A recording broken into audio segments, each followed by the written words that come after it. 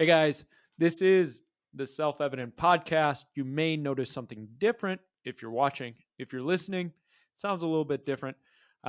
This week, what we're going to do is we're actually going to play you a little bit from our Friday night of the Truth to Power conference. We figured this is a great weekend to do this. Massey is actually out of town. I have an event that is going on during when the podcast is supposed to premiere. So we thought, why not give you guys a free taste of what the conference was like, some of the content there. So for this, we are going to show you Pastor Todd's presentation. And I think this is the bedrock of why we do what we do. It's not just a political game. It's not just a tribal battle. It is a biblical thing that we are trying to do here. And so if you have any interest in a conference like this, know we've got stuff in the works. So you still have a chance to get on the train and to get the information you need, the teaching you need, and to be able to move out into the world and do what God has called you to do. So sit back, relax, enjoy getting a fire hose of scriptural information as to why being involved in government is a biblical scriptural thing. So until next week, I love you guys. Thank you so much. So I'm about to introduce our next speaker, and this is an honor for me. Pastor Todd and I have had a relationship for, I'd say, going on 5.5 years. I remember coming to this church, we were already doing Self-Evident, and he had introduced himself, and he said, "Hey, what do you guys do?" And I said, "We have a ministry called Self-Evident." He goes, "What's that?" I said, "We go all over the country. We talk to kids. We go to schools, colleges. We talk about the biblical view of government. We talk about God's role in government, all these things, 10 Commandments." And he goes, "Man, that's amazing. I'm going to check out your website." And if you know anything about that, they typically don't. They say that to be nice, right? We came back that Wednesday. He had watched every video we were producing. And then he went to a conference with this assistant pastor that he knew and came back changed. And ever since that time, he said, this is something I think we have to do. Pastor Todd is the executive pastor, the pastor here at Revive Church, Stuart, Florida. Pastor Todd is not only my friend, he's a standard, he's a bulwark of freedom and liberty, he's a bulwark of the Holy Ghost. And you know what? Things are going to change because of the vision of what God puts in one person, and look what it can transform. I'm so honored to call this man a father figure, a mentor, and a friend. Everybody, please welcome Pastor Todd Mozingo.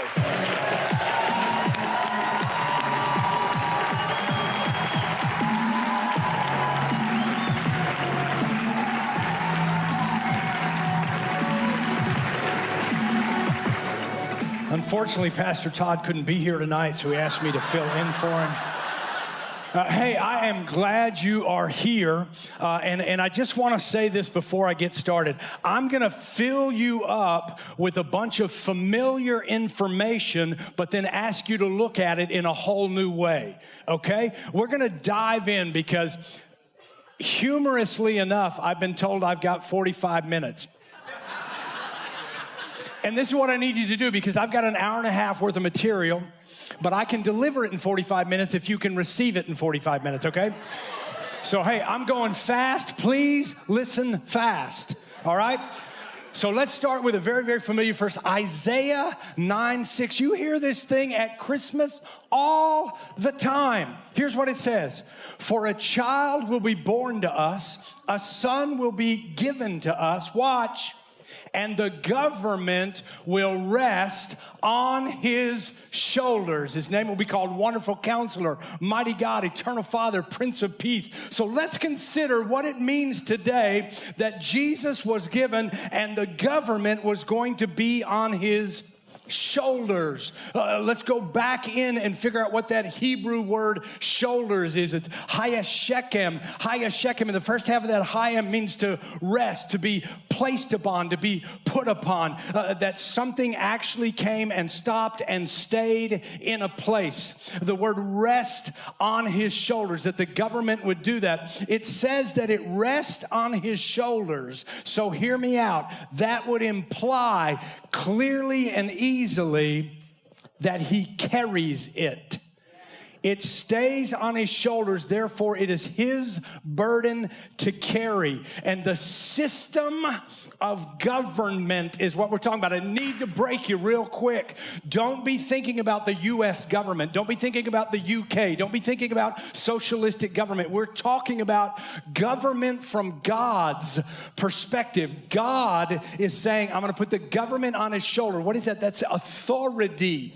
Jesus is carrying authority and government. So what is government? In the Hebrew, that word means to rule, to have domain, to have authority, to make decisions. So this is on his shoulders, which means this load of decision-making and this load of authority is on Jesus. He bears the load of government on his back. He carries it. And now, if you're a believer, you might understand how to connect that to the cross and say he carried the cross to Golgotha, and therefore, through that process of the crucifixion, he got all authority in heaven and on earth. That was my church moment. Let's go back to the conference moment. So the second thing I want to look at is that if God put all of government on Jesus' shoulders, then no one is carrying government for him. He is carrying government. He carries the load on himself. And this, what that means for me is that the buck stops with Jesus. He is the pinnacle. He is the top of government. And when we begin to see what that means in our Constitution, what that means in the Declaration, we understand that it starts with Jesus as the top. So what Jesus says as far as governing goes is the final decision. There's no appeals court. There's no appeals court when it comes to Jesus. He's the top of the pile. And you might say, well, isn't God above Jesus? Well, look at John 3:34. For him who God sent speaks the words of God. Guess what? Jesus is God. So now you have the buck stops here, Jesus handling government, and he said it this way, Matthew 28:18. And Jesus came up and spoke to them saying, all authority has been given to me in heaven and on earth. Listen, not some of the authority, not most of the authority, but Jesus has all of the authority. And this is going to just blow your mind for a minute. But if somebody has all, how much does somebody else have? None. Because it's all on Jesus. He has, that's going to scare you for a minute, but I promise you, I'll bring you back to the earth in a minute. You cannot go above him for a different decision, and once he's decided something, there's no place to appeal it to, which in turn means that all other government must be under his authority. Because by definition, he's the top. So anything that is established as government is under Christ. Authority belongs to Christ. Hang on to your boots. Romans 13. Don't we love to get into this debate in churches about government? I'm going to read it to you, but I want you to understand we're talking about something that God is laying out for us to understand, not the U.S. Republic, 3 executive branch system. That's not what we're talking about when he says every person is to be in subjection to the governing authorities. Watch this. For there is no authority except from God. We've established that. Here it comes. And those which exist are established by God. Now, hear me close. Those authorities which exist, not the people which fill the positions. It's the authority structure. What God is saying is there is authority structure. And there are authority structures that I want you to be in submission to. If I can just rabbit trail for a moment, what is he trying to teach us? That ultimately we are under his authority. So if a child, if my daughter, if my son could learn they are under my authority as a father, then how would that reflect on what they learn about God, that I'm under his authority like I am under my father's authority? So we're talking about authority structure, not about government positions.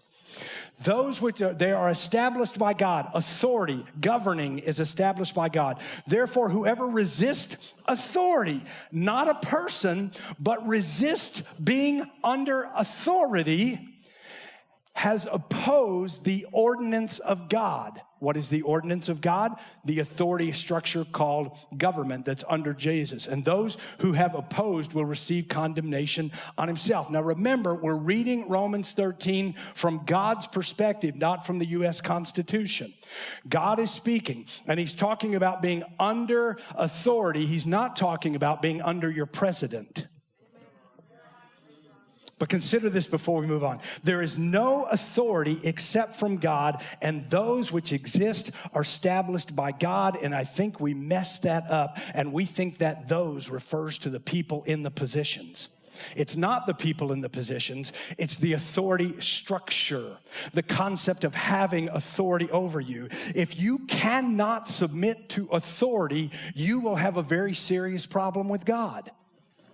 Because he has all authority, and he's put it all on Christ's shoulders. Are you with me? No authority exists without God. Authority is a tool of God. Authority is a structure that God puts in place, and he wants us to operate, to understand, to learn how to operate under an authority. And if you believe that those in that scripture are the elected officials in government, then what you'd be saying is every evil leader was put there by God.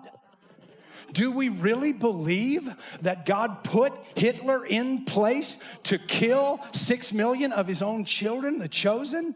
It doesn't make sense.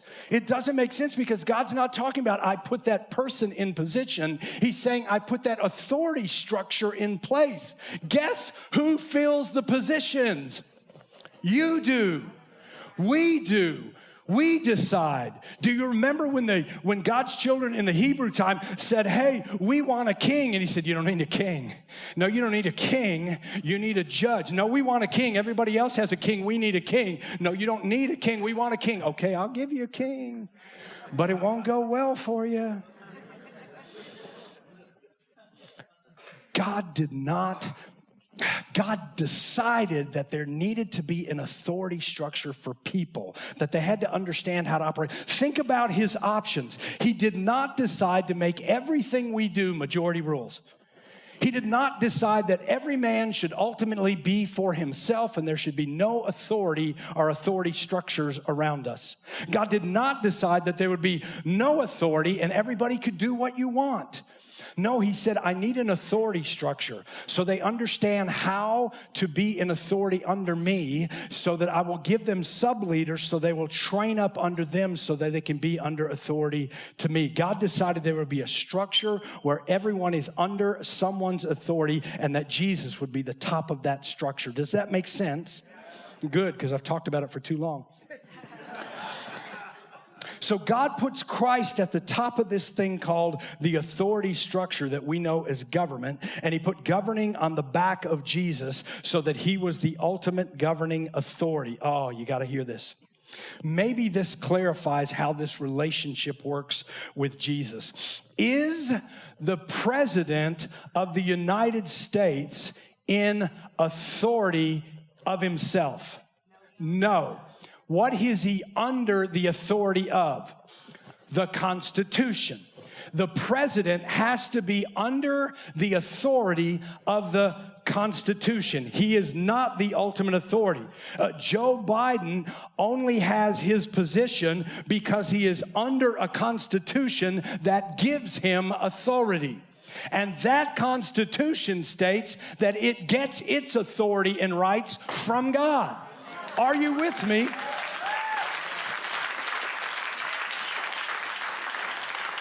It is the Constitution that allows him to be president. He cannot go above the Constitution. The Constitution has authority over him. So the person in the role of president is not in authority. The Constitution is in authority over him. So when someone tries to make a law in the United States that is illegitimate, we call it unconstitutional. You can't do that. It's unconstitutional. You're under the Constitution and you're trying to do something that is unconstitutional.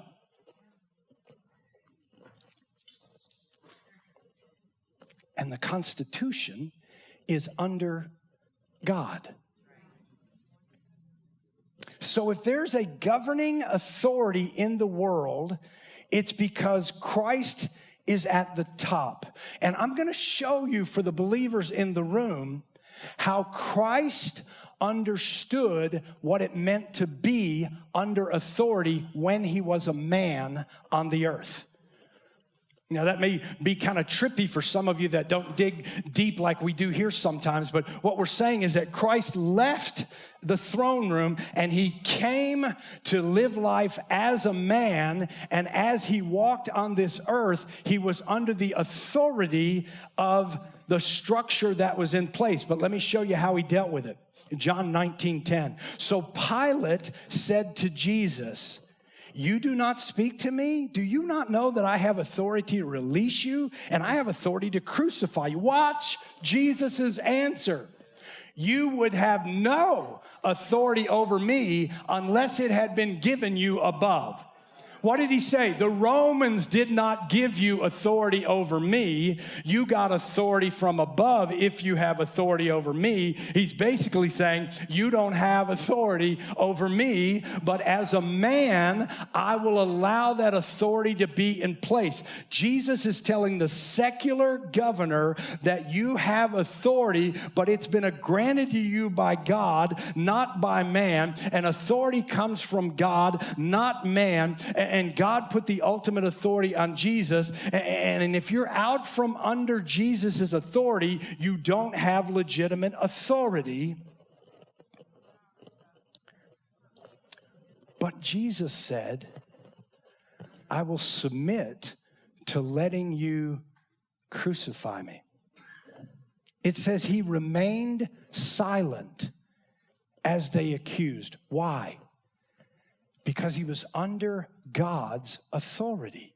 He knew that God's predetermined plan, it says in Acts, is that he would be crucified.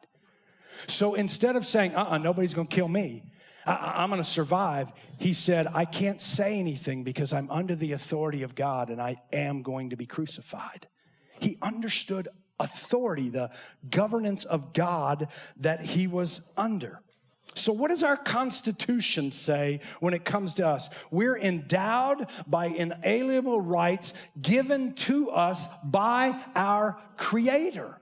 The Constitution recognizes that our rights come from God. It's critical to understand God's view of authority. It's not people, it's structure with Jesus as the top. Why is that important? Man, hang on. Hang on. Because you have to ask the question then, if all government is on Christ's shoulders, if all authority comes from Jesus, is it legitimate government to say that we should kill babies in the womb? No. Why is it illegitimate? Because that's not under Christ in the realm of authority. Are you with me? He does not decree that that's okay. Is it legitimate government to say that same-sex marriage is a righteous thing? No. Why is it illegitimate? Because it's not under Christ. Is it legitimate to say that we can treat a person differently because of their skin color?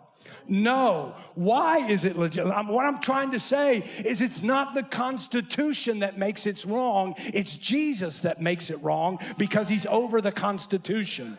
Is it legitimate to say that violence and looting are the appropriate thing to do when we don't like a court decision? No. Why is it illegitimate? Because that's not under Christ. Is it legitimate to say that a person can determine their own sex? No. Why is it legitimate? Because that's not under Christ. He said, husbands, love your wives, and wives, respect your husbands. He did not say, husbands, love your husbands, or wives, respect your wives.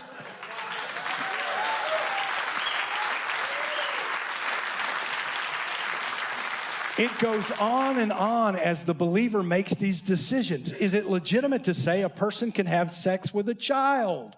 No. Why is it illegitimate? Not because of the Constitution, but because that's not under Christ. Do you see that we begin to measure things by what falls in line with Christ's authority? What has he taught is right and wrong? So that when we look at these government decisions as believers, we have to say, does that fall in line with what Christ has taught us as righteous? And I don't need to show you scriptures for each of these, but the only a legitimate government is that which is under Christ. So Jesus does not give the authority to kill children, to determine what your sex is, to sexually abuse children, to treat people different because of their skin color, to go to violence and looting if you don't like the solutions, or to have sexual relations with the same sex. Therefore, our government cannot dispense those things legitimately. They are illegitimate and operating under a false authority. Oh, you're about to think I'm going crazy here. You're about to think I'm getting radical here, but this is what I'm saying. It is time for the Christian to stand up and say, God does not approve of that.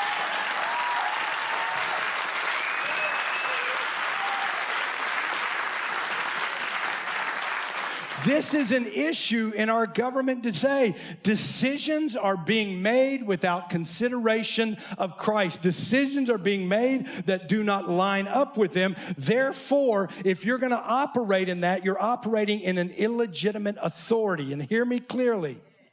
None of this makes me an unloving person.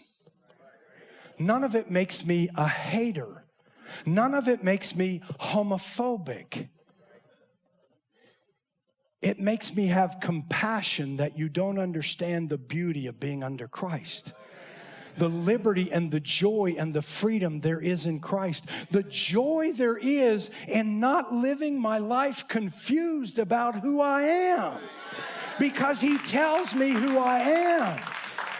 So I don't have to hate on anyone. I have to be compassionate that they're confused. I have to be empathetic that they're struggling. I have to understand that, listen to me, I could go off on this. That the problem is not their body, it's their mind. And the Word says that I got to be transformed by the renewing of my mind. I'm not going to be transgendered by the surgery of my body. I'm going to be transformed by the renewing of my mind.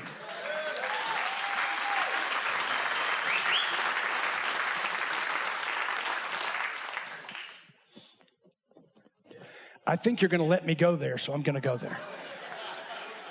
I've told our church, and maybe if you're new here, you haven't listened to a message in the last few weeks, but we were talking about this whole transgender thing and what's going on in Pennsylvania. Someone here from Pennsylvania, okay? That man is swimming and competing against women, and it's not right. It's not fair. But listen to me. If I were to tell you, this audience right now, and we were to take a vote, if I were to say, I have a friend who thinks he's a cat.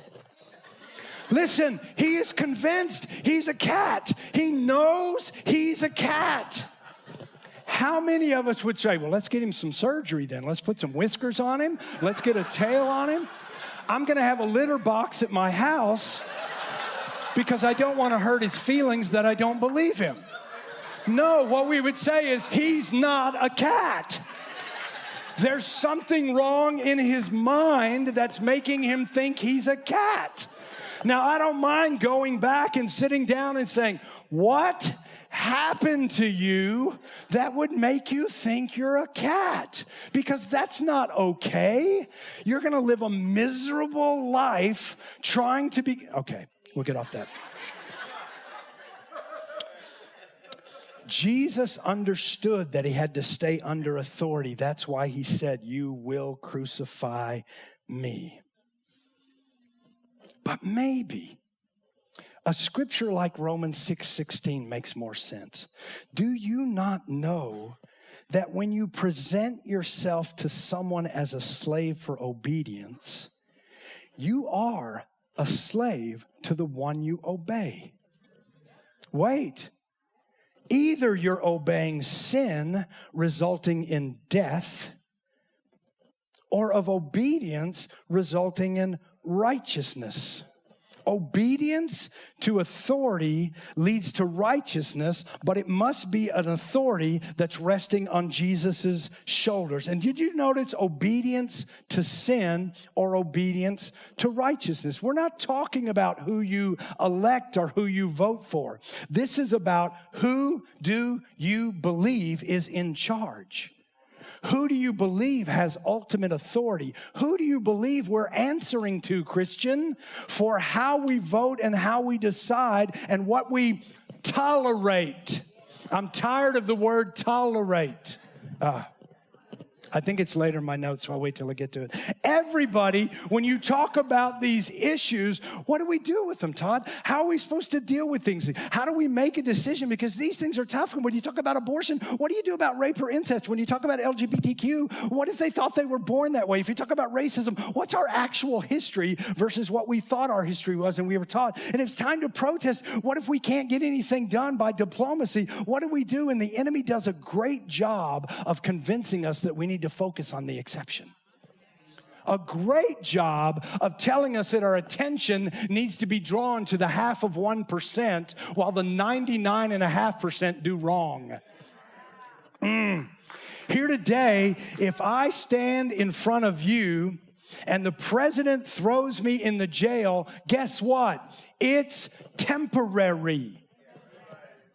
I'll spend the time in jail because I know my God has the ability to send the earthquake and open up the jail and let me walk out. If you're going to write something down, write this down. There's a difference in grace and tolerance. Grace is something granted to a person. Tolerance is agreeing with the sin of others.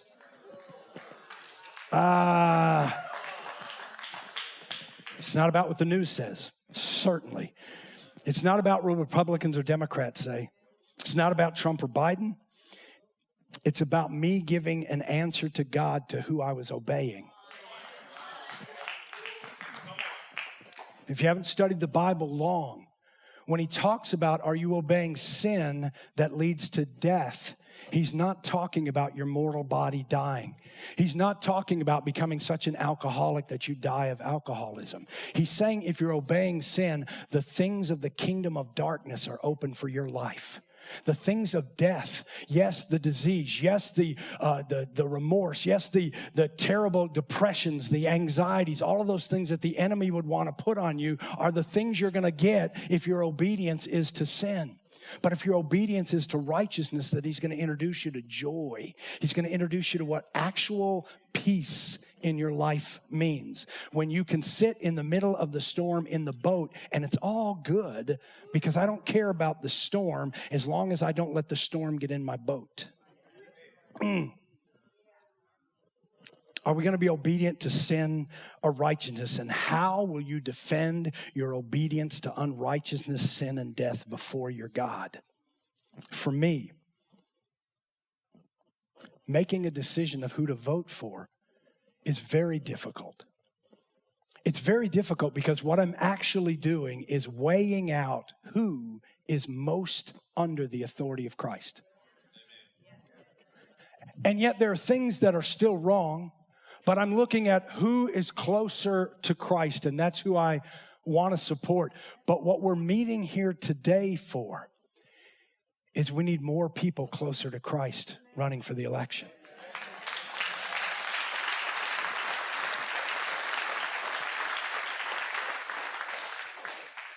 We need to be able to say, here's a believer. Are they perfect? No. But they understand whose authority they're submitted to. Not a party, but to the King of Kings. So let's talk directly about the Bible. Oh man, we're going to go fast. Because I was raised in church, like I think many of you were, that the church should not have anything to do with politics. Don't get that government thing in here. Don't start talking about politics. We got no business in that. That's the world system. We just need to go about doing our system because we didn't learn that all government and authority is on the shoulders of Christ. So we thought we were not supposed to because somebody said in a letter one time, a long time ago, there should be a separation of the church and state. And what they meant by what they said was, we don't want the government getting in the church's business. But they never meant the church shouldn't be involved in government. So I want to go back into Scripture because for me, if God's showing me these are the things I want you to do and I would bless you to do them, then I want to do those things. So the question is anybody in the Bible involved in government? I'm going to take you to the book of Genesis. I'm going to go to chapter 41, and I'm going to talk about a guy. Then Pharaoh said to his servants, can we find a man like this in whom there is a divine spirit? So Pharaoh said to Joseph, since God has informed you of all this, is there no one so discerning and wise as you are? You shall be over my house. According to your command, all my people shall do homage. Only in the throne will I be greater than you. Pharaoh said to Joseph, see, I have set you over all of the land of Egypt. And Pharaoh took off his signet ring from his hand. He put it on Joseph's hand, clothed him in garments of fine garments, put a necklace around his neck, and gave him a ride in the second chariot and proclaimed before everybody, bow the knee. And he set him over all the land of Egypt. Moreover, Pharaoh said to Joseph, though I am Pharaoh, yet without your permission, no one will raise a hand or a foot in all the land of Egypt. I don't know if you're getting this. Pharaoh is the secular leader of Egypt. He is the secular king, that title Pharaoh means. And so Joseph has been promoted in the secular government to second in command. He is the vice president of Egypt right now. Joseph is in secular government and over an entire territory called Egypt. And the secular government was blessed because Joseph's connection to God. The famine in Egypt was avoided in the land because a God follower heard from the Lord about what to do in the country, and the king listened. Oh, good job, Pastor. Good job. You found one guy who's actually in secular government. Let's go to the book of Daniel. Daniel chapter 6, there's a king in the land, not a believer, not a God follower, not a Jew, not a Hebrew. There's a king named Darius in chapter 6. It seemed good to King Darius to appoint satraps over the kingdom. What is a satrap? Look it up. The definition is a governor over a province of Asia. Satraps over the kingdom that would be in charge of the whole kingdom, and over them 3 commissioners, of which Daniel was one, that these satraps might be accountable to them and the king might not suffer loss. Then this Daniel began distinguishing himself among the commissioners and the satraps because he possessed an extraordinary spirit, and the king planned to appoint him over the entire kingdom. Are you getting the picture? Daniel is a governor over governors in the secular government. Not talking about the people in the kingdom of God, talking about the secular government. Here's the rest of the story. The other governors get jealous of Daniel, and they used his relationship with God against him. They made a decree, and they said, for 30 days, if anybody bows down to anybody or anything except King Darius, we're going to throw him in the lion's den.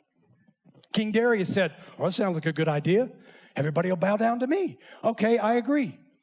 Daniel said, I ain't bowing down to you. I'm praying to my God and my God only. It was a secular government decree that Daniel would not follow. Why? Because it was not submitted to the authority of God. So he gets thrown in the den. Let's go to Daniel 6:20. When he, Darius the king, had come near the den to Daniel, he cried out with a troubled voice, and the king said to Daniel, Daniel, servant of the living God, has your God, whom you constantly serve, been able to deliver you from the lions? And then Daniel spoke to the king, O king, live forever. My God has sent an angel to shut the mouths of the lion, and they haven't harmed me, inasmuch as I've been found innocent before man and also before you. O king, I have committed no crime. Then the king was very pleased, and he gave orders for Daniel to be taken out of the den. So Daniel was taken out of the den, and no injury whatsoever was found on him, because he trusted in his God. And the king gave orders, and they brought those men who had maliciously accused Daniel, and they cast them and their children and their wives into the lion's den. Uh-oh. And they had not reached the bottom of the den before the lions overpowered them and crushed them in all their bones. The one that left Daniel alone all night and didn't touch him. And Darius the king wrote to all the people of the nations and the men of every language who were living in every land, may peace abound. I make a decree that in all the dominion of my kingdom, men are to fear and tremble before the God of Daniel. What are we noting here? Daniel defies a government order because it is out of alignment with his God. Daniel is thrown into a lion's den and kept safe by his God. The king says, your God is incredible. And so the king tells the entire country, you cannot speak against this God. You will fear and tremble before Daniel's God. Are you seeing what one man did who stood up for God? Oh, wow. Hey, pastor, you found 2 stories where somebody was in secular government in the Bible. Maybe they're anomalies. Maybe not. Let's go to Daniel chapter 3. Then the herald loudly proclaimed, to you a command is given, O people and nations and men of every language, that at the moment you hear the sound of the horn, the flute, the lyre, the trigon, the psaltery, the bagpipe, and all kinds of music, you're to fall down and worship the golden image that Nebuchadnezzar the king has set up.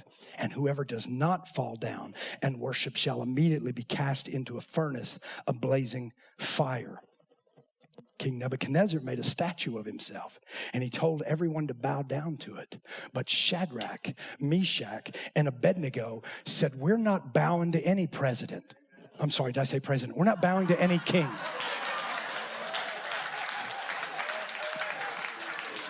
So what happens? The king throws them in the fire, and Jesus shows up.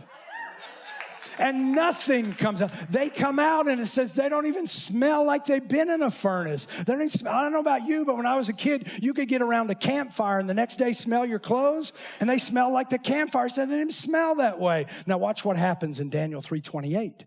Nebuchadnezzar responded and said, blessed be the God of Shadrach, Meshach, and Abednego, who sent his angel and delivered his servants who put their trust in him, violating the king's command and yielded up their bodies so as not to serve and worship any God except their own God. Therefore, I make the decree that any people, nation, tongue that speaks anything offensive against the God of Shadrach, Meshach, and Abednego will be torn limb from limb and their houses reduced to a rubbish heap, inasmuch as there is no other God who is able to deliver in this way. What happened? They disobeyed a secular government command. They were punished, but it didn't work because God rescued him. The result is that the king declares that their God is God of all the land. Even more, the king says, don't you dare even speak offensively against their God, or we'll rip you up and burn your house down. Stories in the Bible, Moses goes before Pharaoh to get the children of God out of there. Esther goes before the secular king, her husband, to stand up for the Hebrew people. But what about the New Testament? I got asked this a couple weeks ago. Yeah, you can give Old Testament stories of people in government, but I bet you can't give a New Testament story of people in government. This is what I can tell you. In the New Testament, Christians went up against the secular government on a regular basis for their faith. First, we note in the New Testament that we're in the first century, and so the Romans are in charge, not the Jews. And Paul was tried before a secular government after he was sent there by believers. And we'll talk about that in some other sermon. I'm going to go to Acts 16 and talk about Paul and Silas. So Paul and Silas are put in secular jail. They were delivering a girl who had a demon, and they pulled the demon out of her and cast it out. But there were some men who were working with this girl who were making money off of the demonic spirit in her, and they got mad, and they sent Paul and Silas to the government. But when her masters saw that their hope of profit was gone, they seized Paul and Silas, and they dragged them in the marketplace before the authorities. And when they had brought them to the chief magistrates, they said, "These men are throwing our city into confusion, being Jews, and they're proclaiming customs which is unlawful for us to accept or observe, being Romans." Don't miss the fact that the secular people are saying the Christians are doing something that's not in line with the secular government. The crowd rose up against them. A chief magistrate tore off the clothes off them, and he proceeded to order them to be beaten with rods. And when he struck them with many blows, they threw them into prison, commanding the jailer to guard them securely. And he, having received such a command, threw them into the inner prison and fastened their feet in the stocks. I don't know if you saw it, but for doing the work of Christ, the secular government beat them and put them in jail. And Paul and Silas decide to pray and sing while they're in the jail. And what do you know? An earthquake just happens to happen at that moment. Just happens to be in the history of time that Paul and Silas are in a jail singing to their God, and the ground begins to shake and the prison bars break open. And when the jailer woke and saw the prison doors open, he drew his sword and was about to kill himself, supposing that the prisoners had escaped. But Paul cried out with a loud voice and said, "Don't harm yourself, for we're here." And he called for the lights, and he rushed in with trembling and fear, and he fell down before Paul and Silas.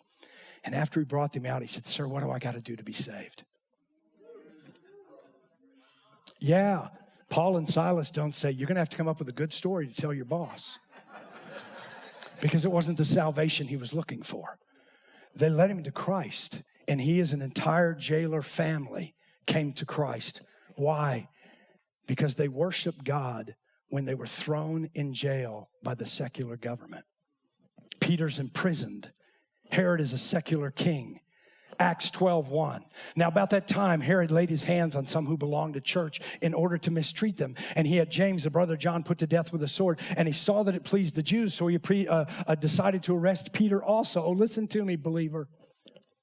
There can come a time when it's just popular to persecute the Christian. Why? Because they're haters. They're right-wing activists. They're homophobics. So Peter is arrested by the secular government because the secular government knows he's a Christian. So Peter was kept in prison, but prayed for him. A prayer was being made fervently for him by the church of God. And on the very night when Herod was about to bring him forward, Peter was sleeping between two soldiers, bound by two chains. And the guards in front of the door were watching over the prison. Behold, the angel of the Lord suddenly appeared, and the light shone in the cell. And he struck Peter's side, and he woke him up, saying, "Get up quickly." And his chains fell off of his hands. And the angel said, "Gird yourself, put on your sandals." And he did. And he said, "Wrap your cloak around you and follow me." And the angel just walks him out. Doors just open in front of the angel, and he just comes right out. Why? Because prisons are nothing in God's eyes except something to walk right out of. There are others. John the Baptist to be beheaded. So for a moment, if you're going, well, but no one in the New Testament was actually in a secular government position, so God must disapprove of that now. Can I tell you the church I grew up in? It was a denomination, and I don't mind calling it out because I'm not being mean. It was the Church of Christ. If you grew up in the Church of Christ, there's one thing very distinct when you go to their service. There's no instrumental music. No piano, no organ, no band, no instruments, only vocal. I grew up in that for 20 years. And I finally asked the question, why do other churches have musical instruments and we don't? And this was the explanation I was given. The Old Testament is history, and it was God's people under an old covenant. The book of Revelation is about our future and what is to come. But if you go from Matthew to Jude, there's not a single mention of instrumental music in worship. David worshiped with a harp and lyre. Psalms 150 tells us to, right? In Revelation, there are elders around the thrones with harp. But we were told no, because there's a silence between Matthew and Jude, because God didn't say anything about it, then we shouldn't do it. Now, I don't know about you, but when I got about 20 years old, I thought that is the dumbest thing. Only from the standpoint of, if my God doesn't say we're not going to do this anymore, then my guess is whatever his character is, we're going to do. And if he tells me they worship him with a harp around the throne in heaven, and David worshiped him with the stringed instrument, but he didn't tell me to stop, why am I stopping? It's what God does. Let's do it. So if you're going to tell me nobody in the New Testament was in secular government, I'm going to say, then your God is not the same yesterday, today, and tomorrow. I'm not being mean, but can we just think about what we're saying? Clearly, it's in the character of God to bless his people who have governmental positions. I've shown you 4 examples.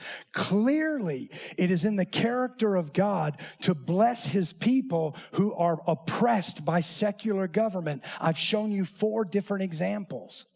He's not worried about us going up against the government.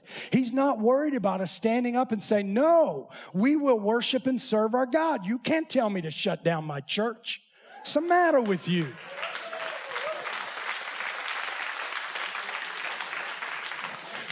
So I got 2.5 minutes left, and I'm going to go one more argument. Are you okay? Okay, so here's the next argument. Well, wait a minute, Pastor. Don't you understand that churches have this thing called the 501c3 status? And the 501c3 says that you're tax exempt, and therefore you can't talk about these government things. I'm going to read to you out of the 501c3 definition. This is a direct quote. Look it up yourself.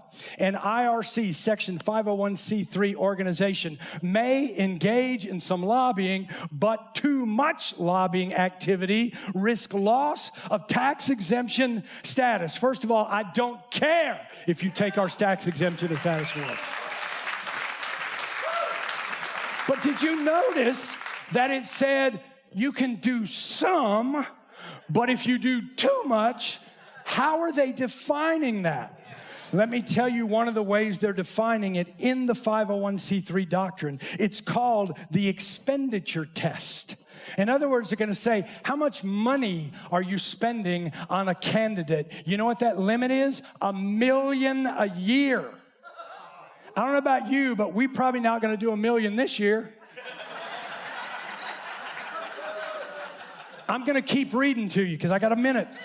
The political campaign activity prohibition isn't intended to restrict free expression on political matters by leaders of churches or religious organizations speaking for themselves as individuals, nor are leaders prohibited from speaking about important issues of public policy. What did that just say? It just says, pastors, you can speak for yourself when it comes to political issues. Did you notice it said religious organizations can speak for themselves when it comes to it? Now, to be clear, the 501c3 is pretty clear that religious leaders cannot campaign for or tell people during a church function who to vote for. In other words, in the words of the 501c3, you can't intervene in an election. Now, how many of you remember that our Vice President, Kamala Harris, made a video, sent it to Georgia, and said, I want you to play this in the churches and tell them who they should be voting for? So let's get this straight. The vice president can tell the churches who to vote for in a church service. In a church, he can tell them to vote for her candidate, but the pastor cannot do that. And is it just me or any pastor who agreed to play that video? Are they not implicitly saying, I agree with what's being played? So are they not saying, I agree with this, vote for this candidate? And wait, there's more. And if the vice president can tell the congregation who to vote for because she's not the pastor, then why don't we have one of our elders stand up and tell us who to vote for?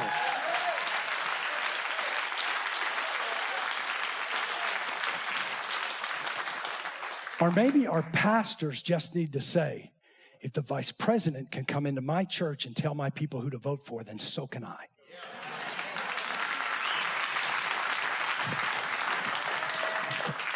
I ain't done. They've given me 15 more minutes. I am almost done, but I got to finish this. Did you know that 501c3 status had an executive order written against it in May of 2017 by then President Donald Trump? Oh, stay with me. This is what the executive order said. I'm reading it after I've read you what the 501c3 says.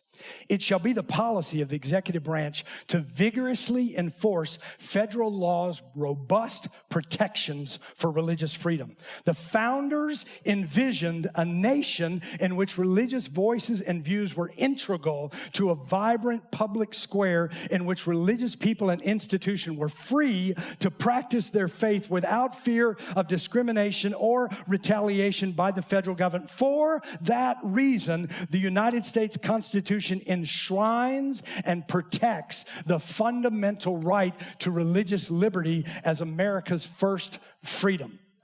It goes on to say that all executive departments and agencies, to the greatest extent practical and to the extent permitted by law, respect and protect the freedom of persons and organizations to engage in religious and political speech. In particular, the Secretary of the Treasury shall ensure, to the extent permitted by law, that the Department of the Treasury does not take any adverse action against any individual, house of worship, or other religious organization on the basis that such individual or organization speaks or has spoken about moral or political issues from a religious perspective. Are you with me?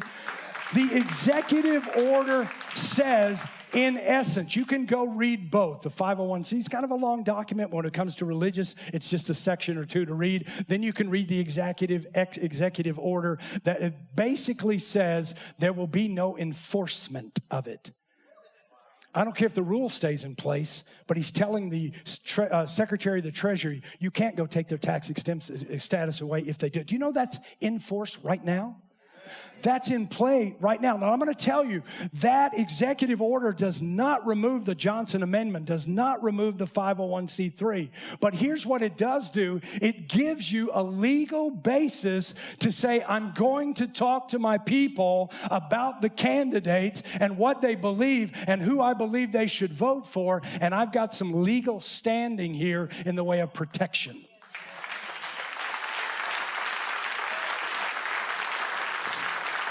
In other words, the 501c3 is off the table now. It should not prevent churches from talking about politics.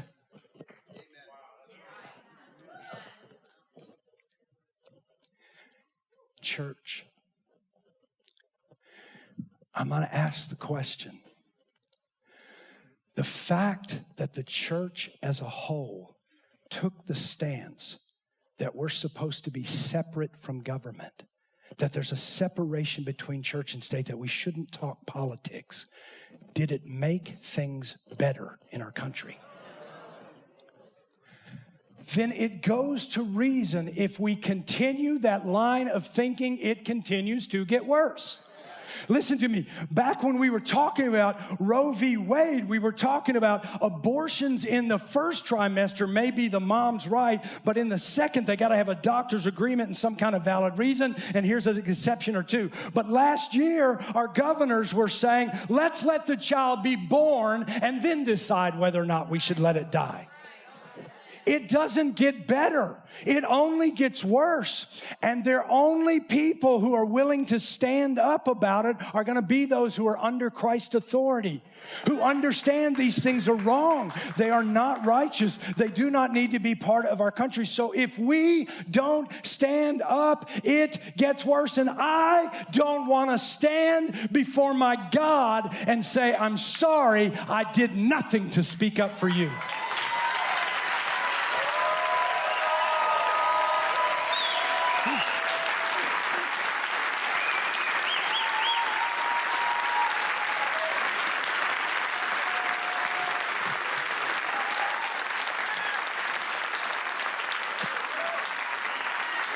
Silence in the face of evil is in itself evil.